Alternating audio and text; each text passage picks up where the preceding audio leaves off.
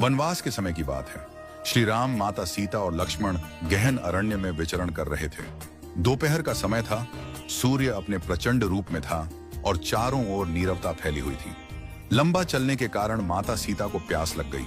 श्री राम ने भी प्यास महसूस की और उन्होंने चारों ओर दृष्टि दौड़ाई, परंतु दूर दूर तक केवल वृक्ष, लताएं और पथरीली भूमि ही दिखाई दी। कहीं भी जल का कोई स्रोत दृष्टिगोचर नहीं हो रहा था। भगवान श्री राम ने नमन करते हुए प्रकृति से प्रार्थना की, हे प्रकृति मां, यदि कहीं पास में जल स्रोत हो तो कृपा करके हमें उस ओर मार्ग दिखाइए। इतने में एक सुंदर और शालीन मयूर वहां आ पहुंचा। उसकी आंखों में विनम्रता थी और मुख से प्रेम टपक रहा था। उसने नतमस्तक होकर श्री राम से कहा, प्रभु, यहां से कुछ दूर एक जलाशय है। यदि आप आज्ञा दें तो मैं मार्गदर्शक बनकर आपको वहां तक ले चलूं। श्री राम ने मुस्कुराकर कहा, प्रिय पक्षीराज, यह तो अत्यंत पुण्य का कार्य है, परंतु तुम इतने चिंतित क्यों हो?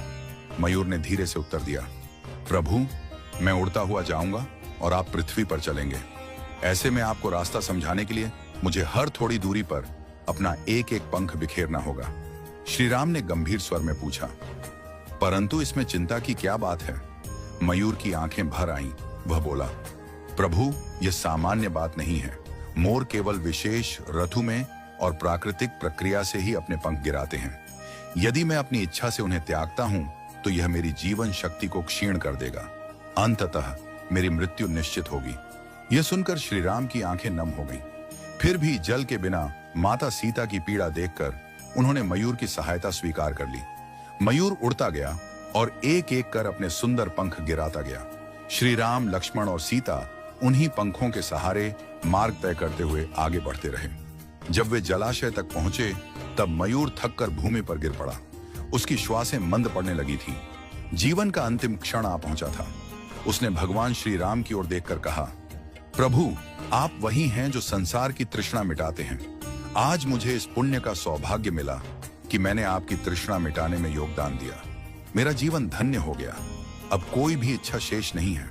श्री राम उसके समीप आए, उसके मस्तक पर करुणा से हाथ रखा और बोले, प्रिय मयूर, तुमने जो त्याग किया है वह केवल जल नहीं बल्कि प्रेम और समर्पण की गाथा है। मैं वचन देता हूं कि अगले जन्म में जब मैं कृष्ण के रूप में अवतरित होऊंगा तब तुम्हारे इस उपकार को नहीं भूलूंगा। मैं तुम्हारे पंख को अपने सिर पर धारण करूंगा ताकि यह संसार सदा तुम्हारे त्याग को याद रखे। कहते हैं कि जब भगवान विष्णु ने द्वापर युग में श्री कृष्ण रूप में अवतार लिया तब उन्होंने मस्तक पर सदैव मोरपंख धारण किया। वह पंख कोई साधारण आभूषण नहीं था, वह एक आनंद की पूर्ति थी